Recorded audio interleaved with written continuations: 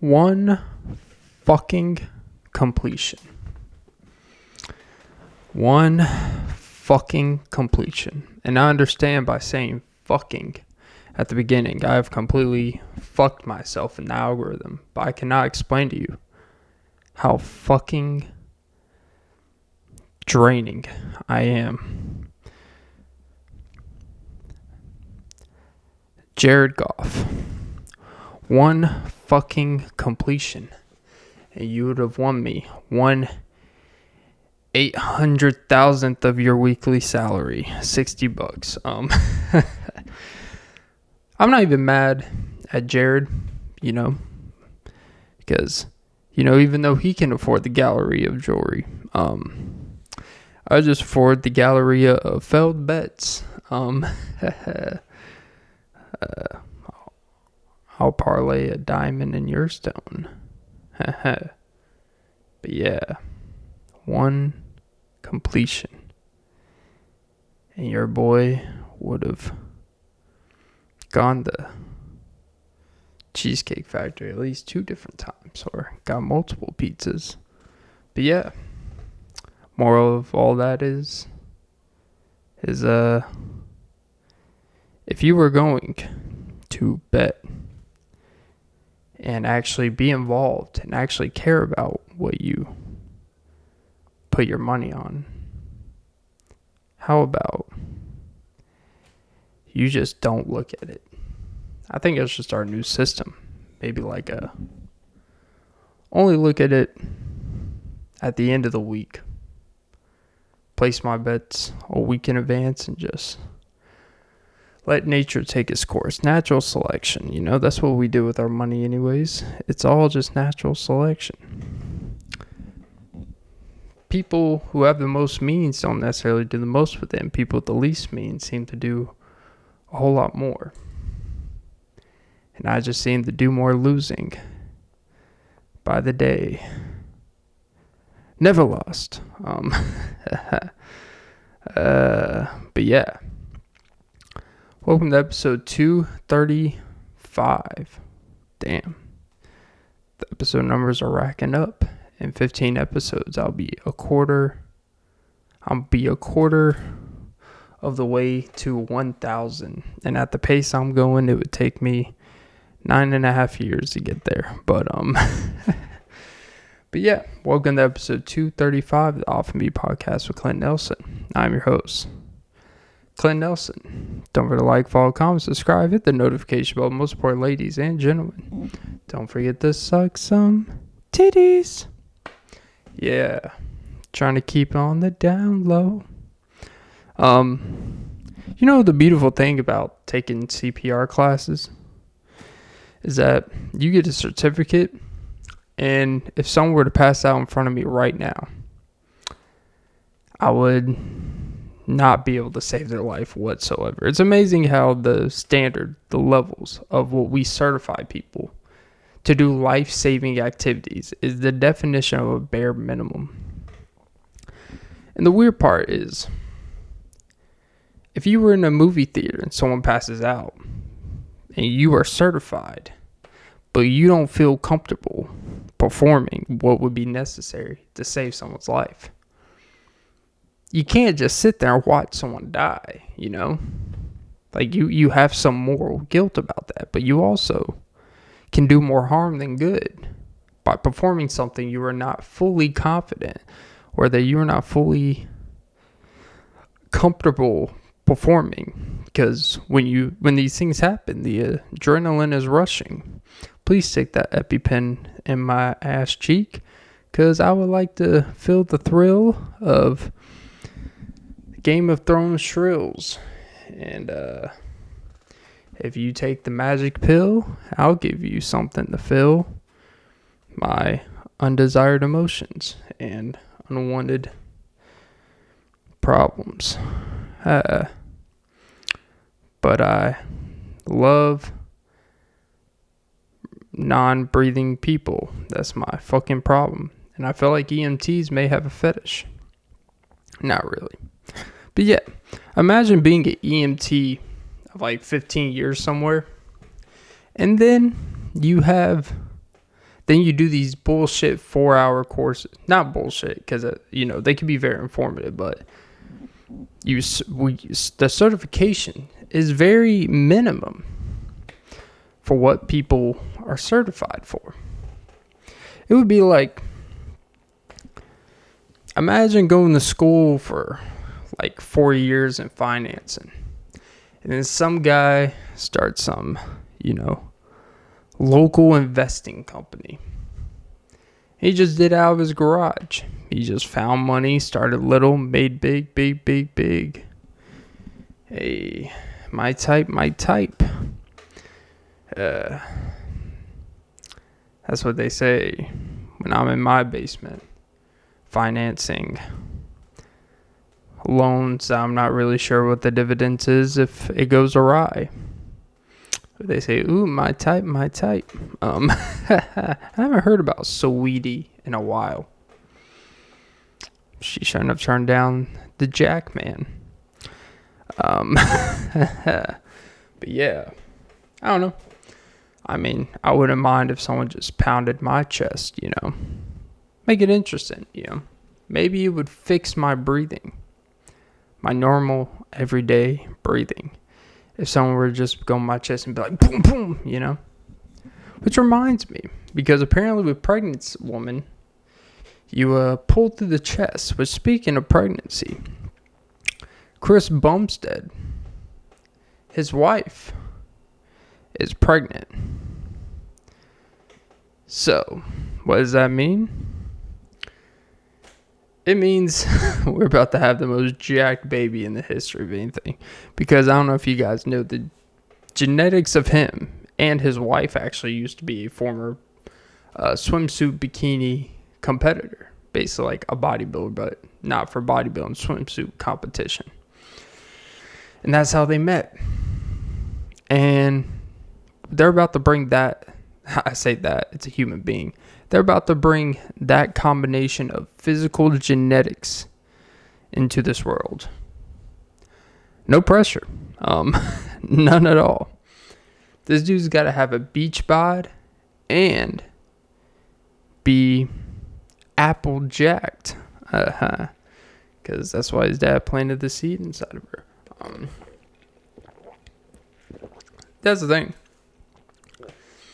If you were two people that are together and you have superior genetics in a capacity, whether that's physical genetics, athletic genetics, intellectual genetics, you almost have a duty to society. There should be pressure on you. Like you have all the resources and inventory, even if you don't want to be responsible for the child. Like the government should just force you guys to coerce and create a baby, or steal your semen and steal her fallopian tubes and just shove it in there. Not really. But your sperm should be mandatory to be saved. Someone deserves to have, a Steve Jobs baby, because we saw how that worked out if you saw the movie.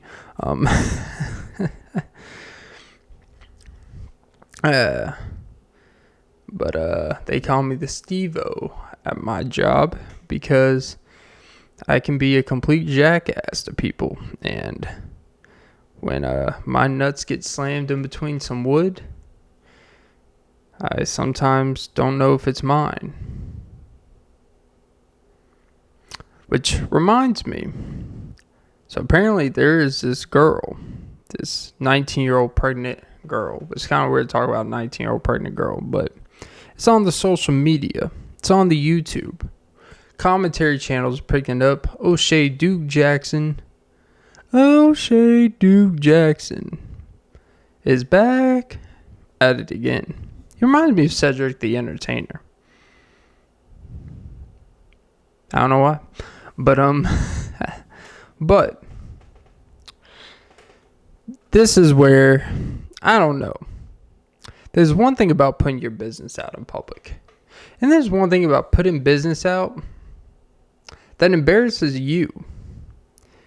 And it's like you're exposing your boyfriend who impregnated you.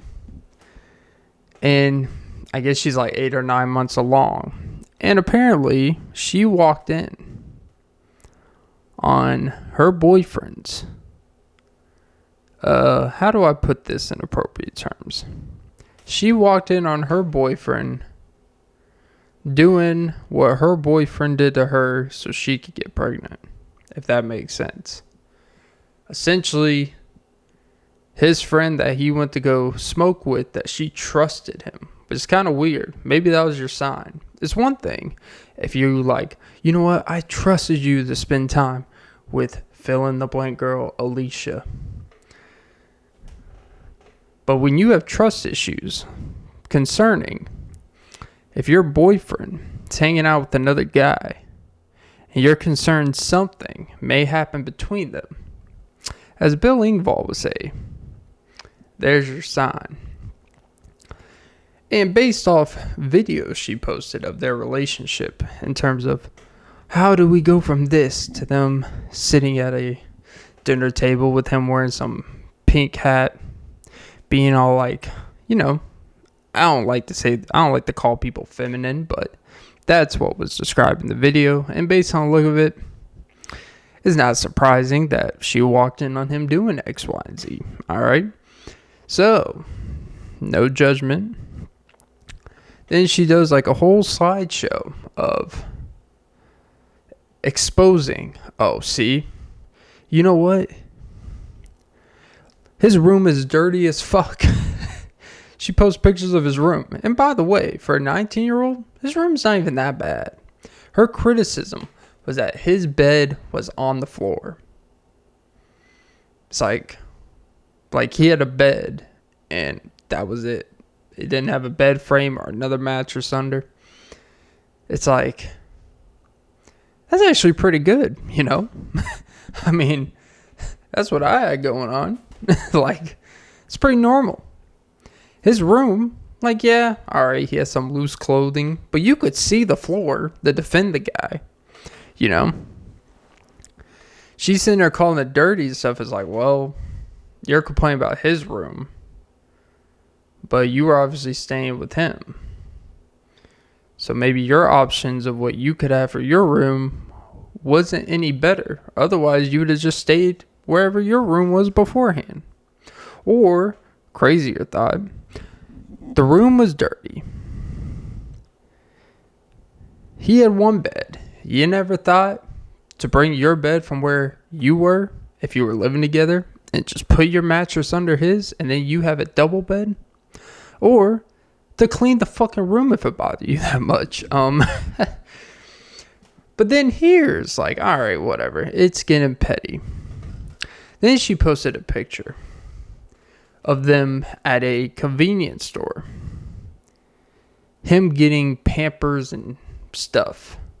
And in the caption, she put, basically summarizing, his card steadily always gets declined. So she does all these slideshows of all these things that suck about him. Well, I think there's a few things that sucks about him.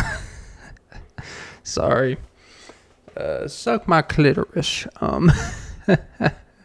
Split the clit until you're saltier than Ritz.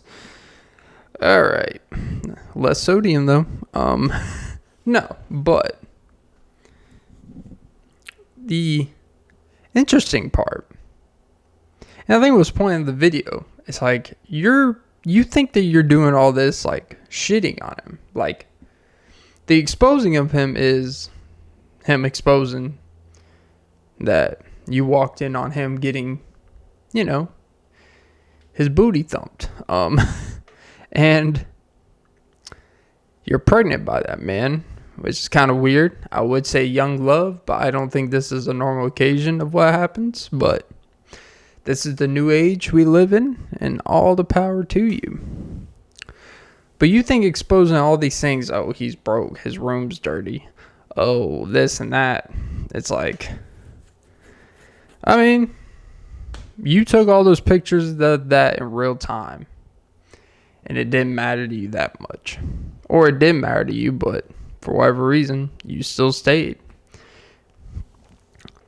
Or maybe you made this man so miserable. He's like, you know what? Fuck it. I hate women. I do think that is kind of possible, as crazy it may sound. I don't think that you'll go to the other side. I do think someone can grow such a distaste towards the opposite sex, male or female, that they actually become so disinterested in it, they just become uninterested in people.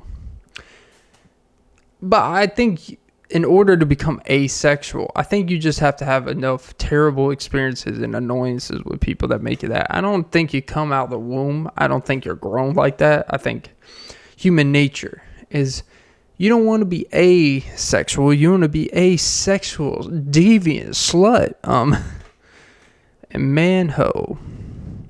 You gotta at least try that before you go asexual. Like, you can't be these Mormon soakers that, oh, we're going to go, because you're going to do one or the other, right? You can either go down the path of being so pure, married and all that stuff by age of 27. You have kids with someone and then, they're fucking everyone. You get divorced and then you're going to end up doing all the shit anyways. Or you can just, right out the gates, rely on the young inhibition. Rely on the young youth of yourself to not feel guilty, to live your best life. And then, when you become ugly as hell, then when people don't find you attractive, that's when, you start doing the right things. I'm mostly joking, but honestly, for a lot of people, I think that's closer to the truth than not. Happens all the time, People be, and there's always a weird thing when two people enter a relationship and one is, I guess you could say heavily overweight, and the other person's just normal. And then if during the relationship, if the seismic shifts, the thing is, when the seismic goes opposite, it can't work anymore, right? Like, the only scenarios where it could work, and this sounds like I'm being pretentious. I'm not obsessed with people's weight and stuff. But here's my experience on observations with these things. I think two people can enter a relationship in a normal physical state. Let's just say normal size, right? One person can gain weight or become, out of shape or stresses of life or whatever. And that is salvageable if you're together for the most purest of reasons. But even if you are, it's human nature, depending on the other person's options, depending on the other person's state and what they can get, that stuff can change. And if you both become overweight, then, you're just one big Happy Meal. Like $9 Happy Meal nowadays. But the tricky part is when one person enters a situation, let's just say, in shape, and then let's just say the guy enters a relationship in shape. The woman does not. Let's just say 2 or 3 years later, those roles shift. She gets into CrossFit, she starts looking like a CrossFitter, ripped abs and shit. She could hold you down a little bit more than usual. It's like, oh, you can do more pull-ups than me. Oh, and then it makes you depressed. You're working 70 hours a week, dealing with depression, losing all your bets. No, but, let's just say you stop, you start living life, drinking beer more, having some every weekends with the friends, you stop really focus on your health. You just kind of enjoy life. You gain 30, 40 pounds. For some reason, it seems like those situations where one is fit, the other is not going in, and then those roles revert and they switch naturally over time. There's something that happens for the person that gets in shape. They start, in my experience with these things, is that person starts kind of feeling like, oh, I can do a little bit better, and you've got complacent, you're sloppy, so hit the road, Jack. And then, that's why you hop to the Grey Goose. Kangaroo, Jack Daniels, give me 18 shots right now, because if she leaves me, I don't know where I was going with that. But anyways, yeah, that's the thing. You can't switch good and bad. Like, you both either have to become looking bad, or you both have to become looking good if you both went in looking bad. And sometimes that could be even tricky. Because now you both start looking good and you're like, oh, we were together because that was the best we could do at the time. I know I'm coming off as an extreme hypothetical douchebag because I'm just saying scenarios, But I think when you break down the scenarios, this stuff makes sense,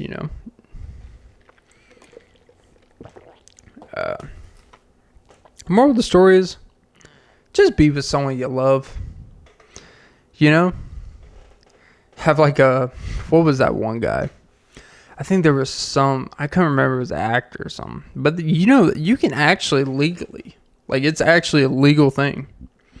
Because you can have something in your legal prenup to where, now obviously the other person has to agree to it, where you have a weight that you put in the contract, that's like the main weight. And if they go like 20 or more pounds over that, it could be liable. So if you were to ask for a divorce, you would be technically in the okay, where the prenup would be accepted. It would be followed through with. But, what the lawyer explained in this stuff, he's like, well, what typically happens is, yes, they will gain weight and stuff like that. Then when it'll be like a UFC weigh-in. Like, they'll be like, oh, well, you have to weigh in 5 days. And then they will, depending if they're realistic range, it's like, oh, I got 8 pounds to lose. I'm going to deplete myself, water and all that shit. Not eat, blah, blah, blah. And they get below the weight, and then they can't go through with the prenup. But if they want a divorce, they have to go through the regular proceedings of, oh, shit. And then they could show up to court at 40 pounds overweight like Patty Bimblett. But that would be crazy, right? Because if you're going to get married to someone, more likely you're going to have kids. That's going to happen. It's just like, my thing is, if you got to start putting UFC weight clauses in your prenup, I'm going to say there's probably going to be a few broken vases in that household. Like, that is not a household that's humming on a daily basis. That's not a normal. That is a household that you walk in, the curtains might be completely in shambles one day.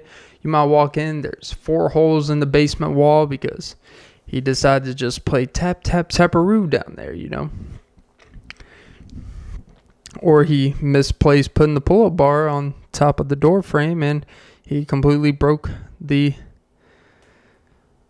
fragile, brittle door frame.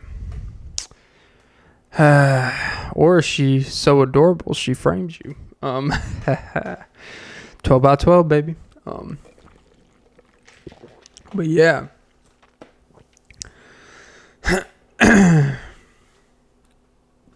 But yeah. That's kind of the fucking insane part. Look, I am pro. I want to get married. I will get married. It's like, but, it's crazy to say I will get, X, Y, and Z. Life is so unpredictable, It's like weird to just say, I'm going to pray for my man. I'm going to pray for my future man. Or I'm going to pray for my, just angel from heaven woman out there. Like, I think that shit's kind of weird, to be honest. I don't think you could really pray for that. I don't think you could really, I think there's certain things you can manifest out there, like if you want something. But I think people are so subjective, and I think people change so much. Like, you could desire a tangible thing, and that thing's not going to change what it is. So you know the feeling it's going to receive you. Like, you could pray for something. You could want the man or the woman of your dreams. But then, let's say, well, you dreamed about 9 months ago. So many things in your life has changed that that's not what you dream for anymore. But the man or woman that fit every bill that you were looking for, from their presence to when you saw them, you got this feeling. I got the feeling. I got the feeling you're gonna cry me a river. After you rock my body. Oh, come here, senorita. You know I love you like I love you. But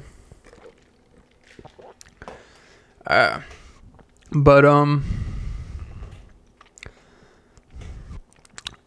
don't know. I think that's what it always just kind of turns me off when I feel that. When, as Drake would say, here we go to Drake.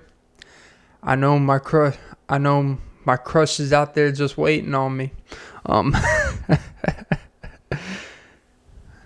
She's so vacant and lonely. I think that's a dichotomy with Drake, because I don't think there's really any girl waiting on him for him. Obviously, everything he has and can offer and everything that comes with him. But I always feel like Drake, in his prime of innocent love, when he wasn't jaded, Scorpion reference, when he wasn't feeling like he had to finesse everyone, Scorpion reference, when he didn't turn into the "it's your motherfucking birthday" Scorpion reference, when he just was a normal human being with real love and emotions, the sooner than later, so far gone days. And he always talks about how, I'm at a different space and I choose to embrace it. And that's great. But I think once he got to that, if you're reading this, it's too late. When he got to that album, I think that's when he completely left the idea of genuine, possible love behind type of thing, right? And there's nothing wrong with that. I get it. I mean, look, there ain't no telling what someone's got out for him, Because, I've had 10 bands before. Actually, I've had 50 bands. Actually, I've had 100 bands of rubber bands around my wrist. When someone asks, why do you always have rubber bands around your wrist? Like, yeah, I just spent a rack today, You know how it be. A rack of what? Yeah, I spent $14 on some ribs.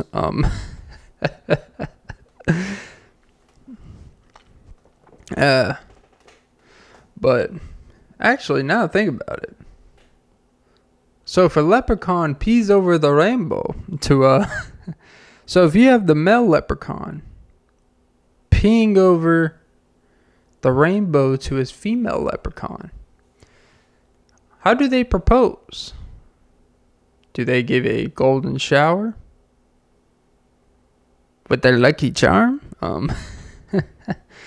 But I don't know. You know what? Manifest a golden shower. Whatever you gotta do. There's nothing wrong with that. With how much I'd be drinking, it'd be more like a golden hour of a shower. Except my pee's clear, so it would actually be a clear shower hour. But I guess that don't roll off the tongue. No one wants to say, "Wow, you're really hydrated." That'd be weird if you're peeing on a girl and she's like, typically I don't like being peed on, but you're very hydrated, and I appreciate that about you. Oh, baby, say less.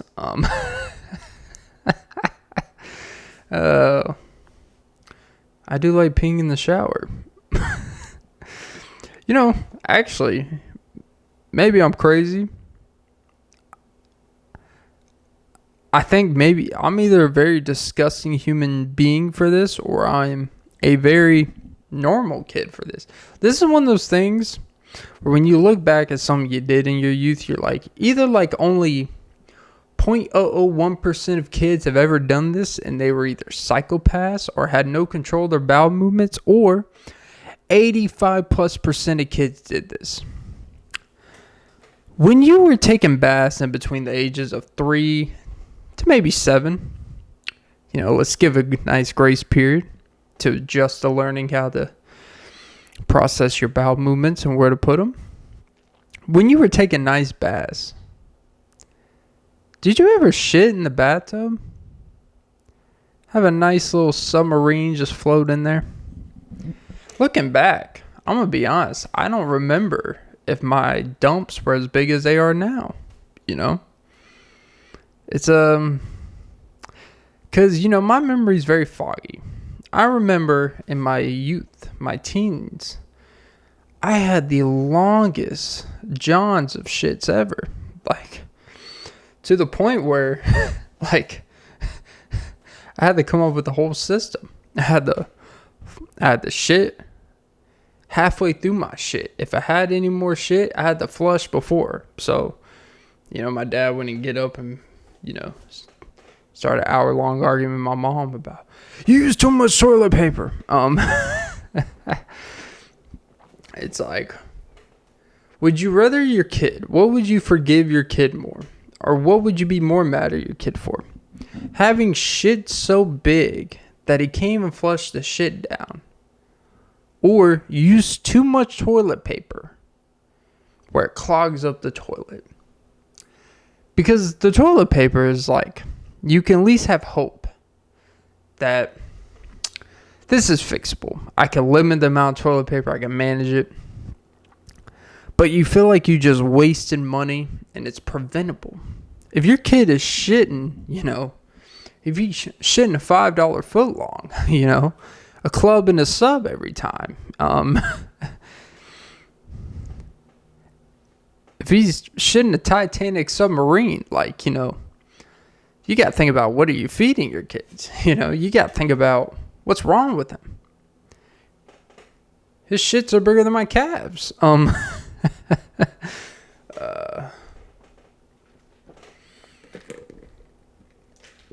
It's just amazing what the butt can do, That came out so weird. I promise, I do not know what my butt can do. I know what it can let go of. Alright. But yeah. Anyways, moving on. Like putting butter on a burn. They call me Mr. Burns. Because I look like Homer Simpson's head. Nope. Okay. Actually, that reminds me. So apparently, they are removing. Apparently, there was a story that they are removing the stranglings of Homer Simpson on Bart in the Simpsons cartoons. First of all, who still watches the Simpsons? I didn't even know they were still making the shows. And I like the Simpsons. I just didn't think it was a show that anyone actually watched in real time anymore. I didn't even know they actually were still making new episodes. Like the Simpsons, South Park, Family Guy. The fact that they still actively make shows, like they're actually every week going through that daily, weekly grind of starting a new episode idea, the drawings, the animation. Like the amount of time and stress that shit takes, one, going through that grind. But hey, the syndication money, that shit is unfucking real. So, it's worth it, I guess. But the thing that they're still actively making shows, even if TV is not really a thing, like cable TV is not really a thing. They're the only things, that and sports is literally the only things people watch on cable TV. Because honestly, no one's watching those bullshit Fox shows that they make now where it's like, what was this? It was like this when I was, streaming, in quotes, one of the football games on Fox. It was on Fox and showing the commercials. There's a show because I remember watching when you watch football younger, it's like they're like, later tonight, whenever, the 4 o'clock game ends, and it always goes over the time. It never ends on time. Then it throws off the whole scheduling for the whole night, And it'll be like some new episode of it'll be some Raising Hope, at the time. Or Modern Family, Typically it'd be some cartoon shit, though. Now there's a show called Craptopolis. They're just kind of making up shit. I'm sure it's a fine show. Or Bob's Burgers, which actually a lot of people like that show. But, I don't know. But yeah, that's just crazy. They're going to remove choking a kid out. Because, that wasn't even normal in the, I know there's this over-exaggeration of, when I was younger, my dad used to, bend me upside down, and fucking elbow me in the back of the head. I used to get concussion. Then he would resuscitate me just to slap me in the face again, call me a little useless piece of shit. People always exaggerate how much they got abused and say, abuse made me a better man. It's like, yeah, it feels like it. Yeah, sure. Yeah, it sounds like it did a lot of good for you. But, shit, where was I going with that? But, oh yeah. So even, everyone knows it's a cartoon.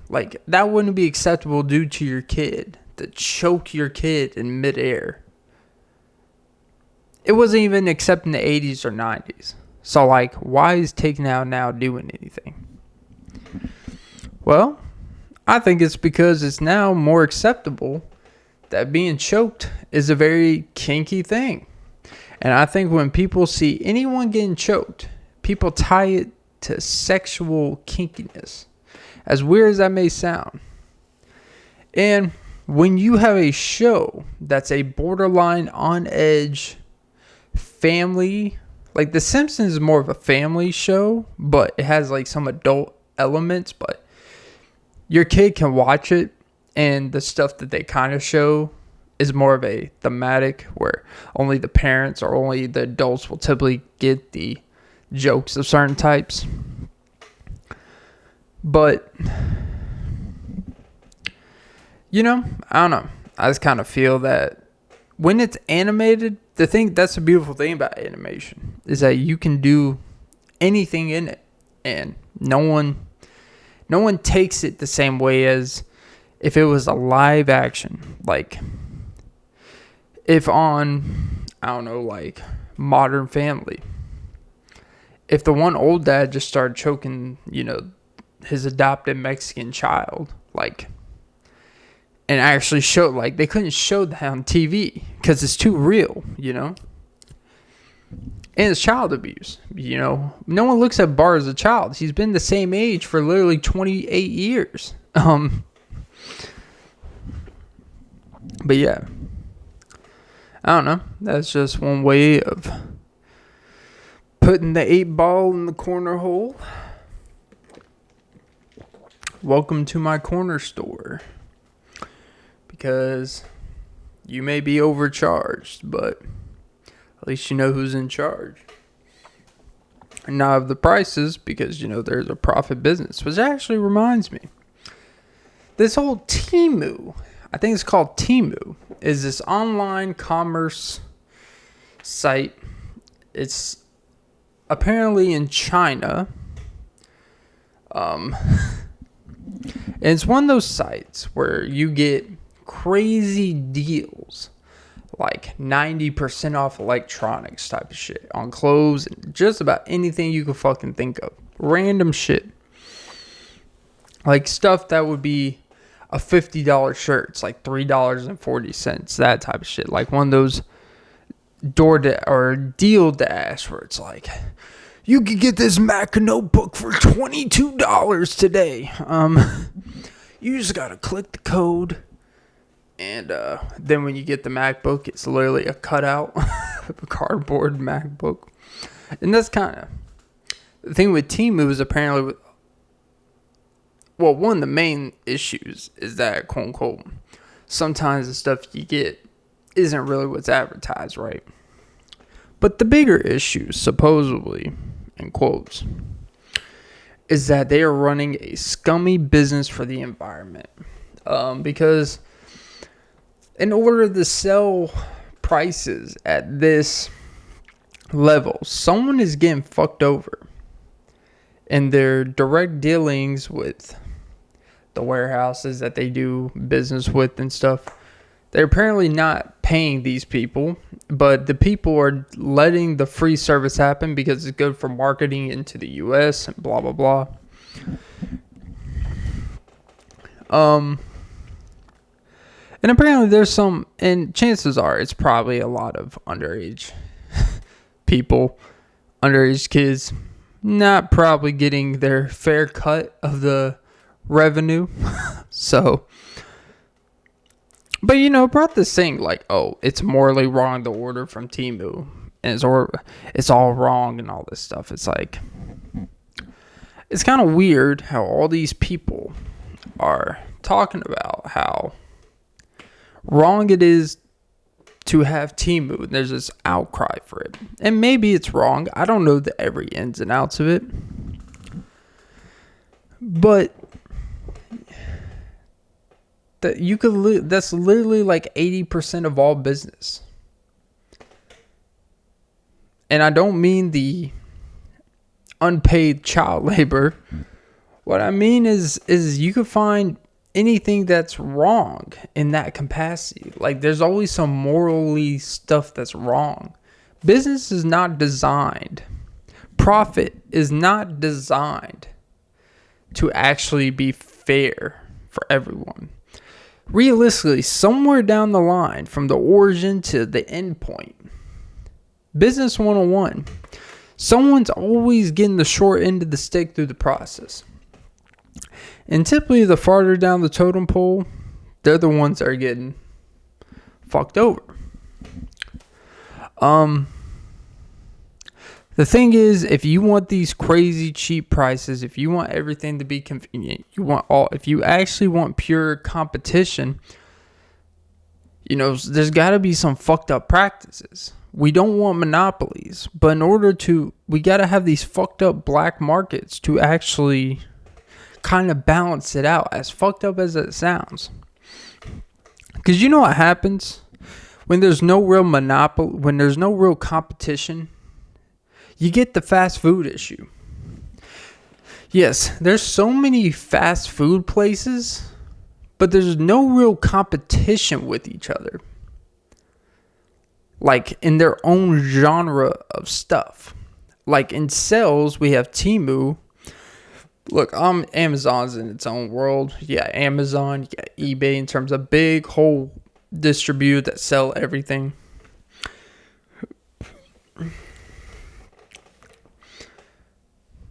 But like in fast food, you got the McDonald's, you got the Burger Kings, you got the Wendy's. But let's be honest. They're not really in competition with each other. Like Wendy's can get 50% less sales and McDonald's can go up 50%. Wendy's is still going to be open for business. Wendy's is never closing down in the near future. McDonald's is definitely never closing down. Because they all get their food from the same places. They all get their stuff from the same places. They're all getting it from the same plant, the same bullshit food that's not really food. Like, it's all the same. They're more in a unison than they are not. So that's why the prices are actually insane. Because they're not actually trying to go... Like, you notice that every fast food place has some 2 for $5 deal? You think that's just because they're doing 2 for $5, we're going to do it. It's like, no, they all agree to it. So it spreads out the wealth because they have this Illuminati. Now, I don't know what they got going on, but it does because they all get similar price food. They have to make profits and they're all getting from the same place, same shit. And it makes the people who are actually in control of giving people these products in charge of what they can charge. And that's why everyone's prices are going up. It's not because they're trying to keep up their profit margins. They're making more than enough fucking money. All right. They're paying employees 2.5 times more than just 5 or 6 years ago. Deservingly so. But they wouldn't be able to do that if all this other stuff wasn't in play. All right. It's too big at that point to be able to sustain that. But yeah, this whole TEMU thing. It's always fun. Now there's like all these videos. I watch like half a YouTube video. I saw half a YouTube video. I'm like, you know what? Let me talk about it on my podcast of pure ignorance.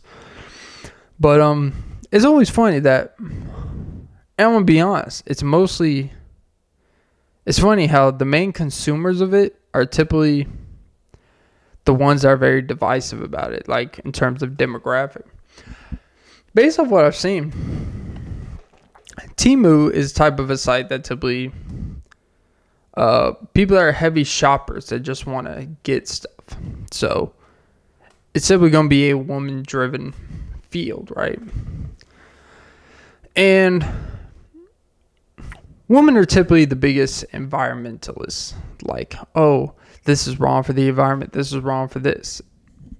And then they're also the biggest consumers of the same shit that they complain about, you know. And I'm not generalizing. I'm just saying literally of the divisiveness of the outcry I've seen. Not many dudes are out here giving a fuck about TEMU because you know what? Got too much shit to worry about than worrying about, yeah, you know what? We know what goes on in China. Is it wrong? Yeah. But everyone that complains about the stuff going in China, you're not going to go over there and change shit. I'm not going to go over there and change shit. I can't afford to change shit. Chances are, if I go over there and try to change shit, I'm not going to make it back to change more shit. They're going to change my face. And I like this weird moral high ground for getting something. It's like, you know what? All you people get your Beyond Veggie burgers. And all that shit is worse for you than the most processed, chemically led frozen burgers you can get. And it's overpriced. But the thing is, let's be honest, it's because stuff is cheap that people have a problem with it. When stuff is cheap, it's easier to attack. If this was a company where it was the opposite, where everything was upraised and priced, and it created a select, like a Gucci following, like, you know, like Hamas, it's where it's called Hamas because, you know, that's a group. But it's also a purse company, a fashion company. You got the Louis Vuitton, the Gucci's. All these companies that they're making their fabric out of the same shit you get at Walmart for the most part. But it's the brand, it's the association. It's this exclusive club. It's this exclusive. If you have something from here, it speaks something of status. If TEMU was the opposite and it was a status thing, no one would be talking about how wrong it is, about all the stuff they're doing, the shady, because you know what, people want to be part of that. But anytime it's like some that's more convenient for low income to middle class people to get, and everyday people to just get whatever the fuck they want without having to pay a premium, and then people are complaining about that, like, well, no, I would rather pay $48 for the same shirt if it meant that some child wasn't, you know, sweating in a shop packaging this. And I'm like, why do you assume that the $48 shirt you got was made right? And that, you know, just because your shirt came from a wage hourly worker doesn't necessarily mean the conditions of what process you got to get that shirt was any better or worse than going through this avenue. I'm not trying to dismiss the shadiness. I'm just saying all these people that seem to be morally outraged by it, you're morally outraged by a company that is losing money as we speak. Which I guess that's the thing. Like, I don't know. These companies that, like Netflix is always losing money too. So, I don't know. Interesting thoughts. But yeah. I love a nice thigh rub. Oh, baby. Yeah. I like a good dry rub. Yeah. She yanked me when I got some. Yeah. I took her to an Irish pub. Yeah. And then she hit me over the head with a Guinness and I said, let's get it then. I've never had Guinness. I've only read the Book of World Records. Which, when I was younger, the Guinness Book of World Records was always at the state fairs. It's always at the school state fairs. And there would always be a couple things that every year you would read all the editions of 2004, 2005. It would always be the same richest person in the world, Bill Gates. At the time, it was like, I think his net worth in like the 2004, 2005 was like 30-some billion. I could be wrong. It was not even 100 billion. Like, not even 100 billion. It may have been only hundreds of millions, but I think it was like 30-something billion dollars. And then I remember the richest country is this country called Luxembourg. It is this small ass fucking country, but is the richest country per capita. One of those technical shit. Luxembourg. And then there was a couple other ones. Like, there would always be the tallest roller coaster. And then it would just be generic sports stuff that everyone knows. The fastest man in the world. The fastest swimmer. This and that. It's like, all right, these aren't really Guinness. You're just saying records that have been broken and other things, and you're being lazy and selling the book for $38.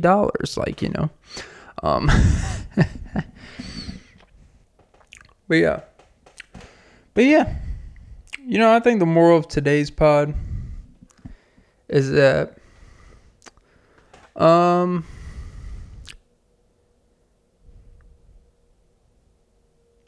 save your money. You know what? No, the moral of today's pod is, I would say, sometimes, you ever heard the term posting ghosts? How about you bet and jet? All right, when you bet, just jet, meaning just leave it alone. It's like the term posting ghosts. You post something and you don't go on it. You just go and do something for like 8 hours. You don't even look at the comments. You just let the work do the work. When you bet, jet. Bet and jet. All right. So, yeah. I think I found the title for this episode. Pet and jet. Bet and jet. I said pet and jet. Yeah. But, yeah. That was episode 235 of the Off and Beat podcast with Clint Nelson. I'm your host, Clint Nelson. Don't forget to like, follow, comment, subscribe, hit the notification bell. Most important, ladies and gentlemen, don't forget to suck some titties. Woohoo, yeah. All right. I think that is all for today, ladies and gentlemen. And always remember, keep a smile on until I pile on my trauma on you, so you will always have something to think about around me, and so I can cause PTSD to you too. Love you all.